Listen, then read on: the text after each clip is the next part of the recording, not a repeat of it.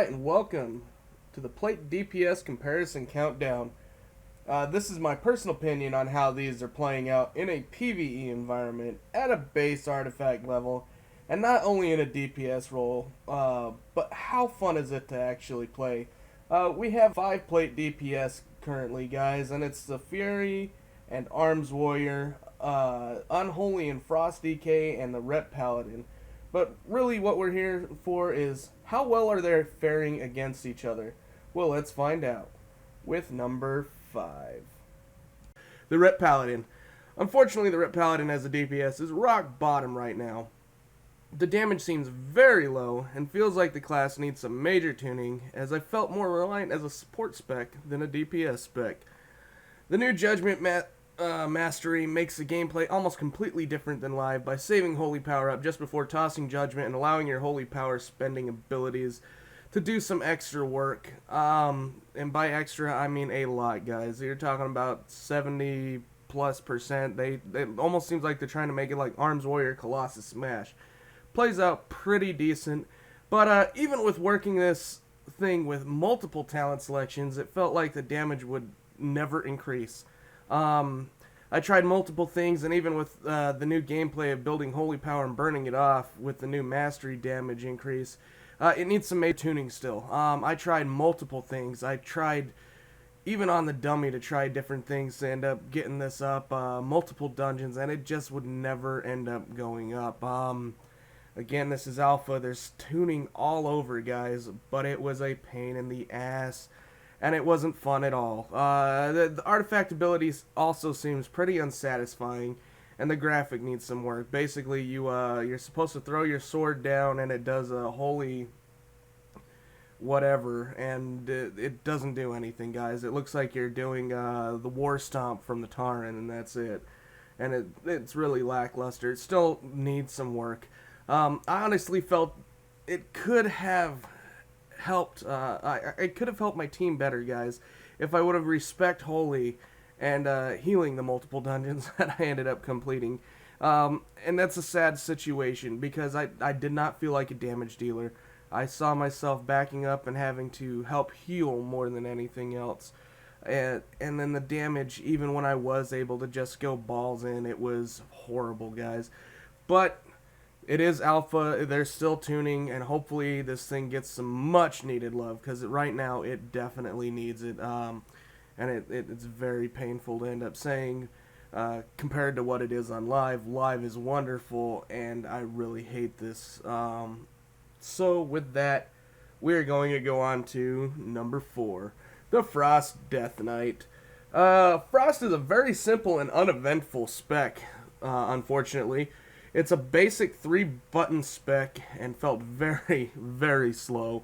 The damage was okay single target and pretty good on AoE with sickle cleave damage. I felt like this gameplay was built more around using your Pillar of Frost, guys, and keeping the uptime on it. Basically, whenever you're getting heavy rune spending abilities, stuff like that, making sure that your Pillar of Frost is timed nice, and it'll end up doing a lot better.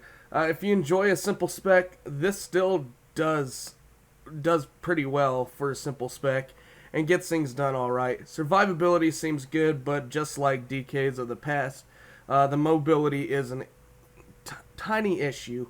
The new ability Wraithwalk helps out, but still on a 45-second CD leaves you limited. The artifact ability was a bit lackluster also, with your swords randomly proccing a clone image to attack, but it is unique among others unless you're a blood DK, and then you've got your dancing rune weapon already. So that being said, I didn't see a lot involved in the Frost DK, but it is doing, for a simple spec, it does do some fairly decent numbers, guys, in both single target and an AoE situation. AoE it does very well, actually. But keeping it short and simple, with that, we're going to move on to number 3, the Fury Warrior. These were hard to place, guys. Fury was hard to place with the other top 2 contenders. And it does huge damage, both single target and AoE. It has some amazing changes to keep you enraged, which still increases your damage and is increased by mastery. Yes, your enrage is still your mastery, guys. The more you have, the more damage you do while enraged. And now that you've got it easier, it doesn't leave so much of a high hold threshold on crit as it used to. Critting with Bloodrust will still enrage you, and you now have ways of increasing Bloodthirst. Basically, you can increase the crit chance by a new ability called Furious Slash. It does very minor damage, but this is going to be like your old Heroic Strike, except it's not going to use the rage as bad. It's going to help increase the crit chance of Bloodthirst, but it's your new filler spell. Basically, you've got another real sick ability, guys, Rampage. It will also enrage you but it's at a high rage cost. It's at 85. You can spec into it in a talent to where it brings it down to 65, but it's still at a very high rage cost. It'll let you not only enrage, but you'll hit 5 times, and then you'll be able to go into your normal enrage rotation. After doing some really good damage, you'll start realizing how this thing's playing. It does play pretty damn smooth. Fury's feeling very solid in both single target and AoE situations, and will definitely be a strong choice whenever Legion comes live. And with that, now we're gonna hit number 2, the Arms Warrior.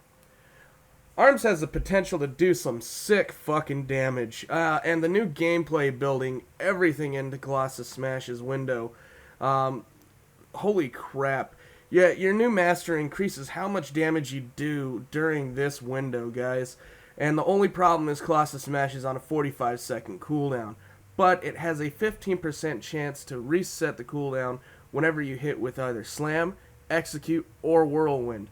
It felt like on Whirlwind, it was any target that got hit by the initial blow of Whirlwind was giving you a chance, because I felt the procs a lot during that time. It felt like this would proc all the time, guys. Really did. Then it wouldn't.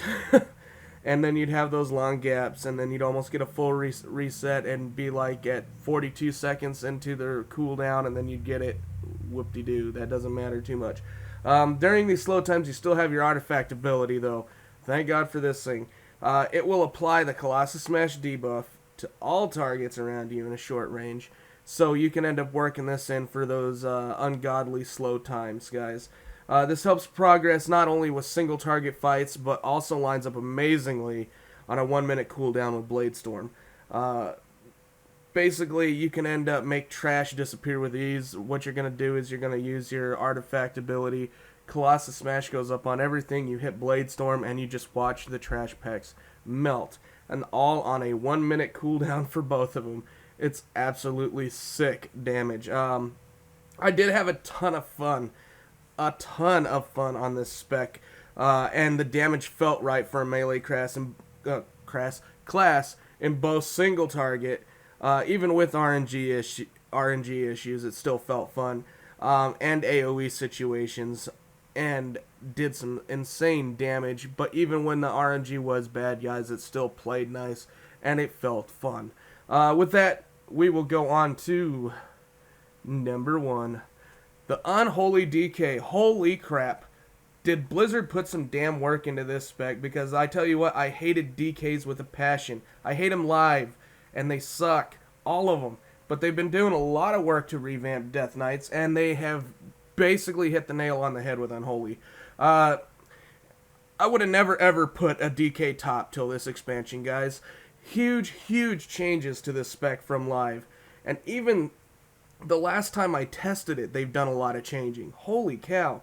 Unholy does some insane single target damage, and even higher AoE, and it's fun.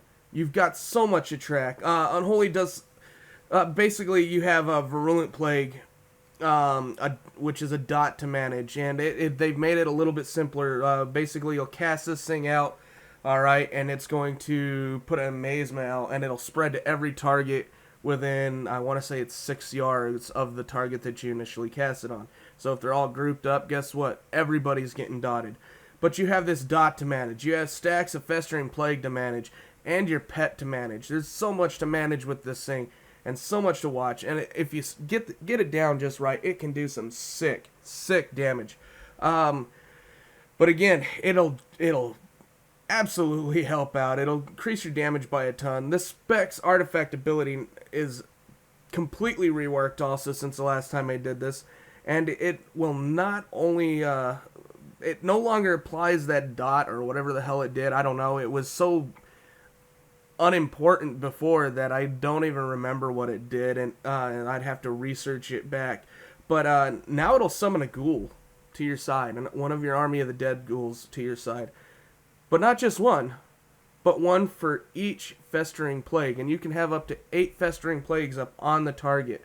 So you can basically summon 8 of these ghouls, summon a whole nother army of the dead on a 1.5 minute cooldown. Fuck yeah. You are, again, the master of the dead. You are throwing plagues out and killing shit and then bringing it back to life to be your slave. It's insane, guys. I mean, from empowering your ghoul, your ghoul gives you such huge damage whenever you empower it that basically every minute you can end up doing this, or you can go through talents and find ways to reduce the empowerment because it does so much damage. And it's huge, guys. Death Coil is the talent that you're going to end up taking. And Death Coil, the talent will make Death Coil reduce the cooldown by 5 seconds each time you use Death Coil. Which, honestly, it'll cut it in half, if not faster. I noticed there was times that I would have it off cooldown again by the time the pet was just barely coming off, so I could keep it empowered almost all the time, and it's absolutely sick damage. I think my pet was like 1/3 of my damage one fight just because I kept it empowered the whole time, and it was a blew shit off the meters, guys. It was really nice, and again, this was at a base artifact item level too, so there was no additional artifact power or anything, just absolutely insane. And the other thing is that they fixed from the first time is the runic power generation. They fixed it to where basically Death Coil, whenever you cast it, or you have a chance per runic power spent, that's what it is, to end up increasing your runic power regen, or rune regeneration, that's the word I'm looking for. But there's a chance per each runic power that you spend to increase your runic power generation by 100%. So basically it ends up giving you 1 extra rune back, or it could be 2 depending on how they are, but it's a real fast regen situation, and it helps the gameplay so much, and it was absolutely fun. But definitely it made it for a much more monitored rotation, and this spec was a blast, guys. Enjoyed it a ton, and I am so surprised to say this because goddamn, I hate Death Knights live. I haven't cared for them since Wrath when they first came out, guys. But that's it, guys. I really hope you enjoyed this. The last 3 are very close together, very, very tight on the last 3. And I took a personal judgment to place them because all 3 couldn't be number 1. So there you have it. I hope you enjoyed, and again, as always, thanks for watching.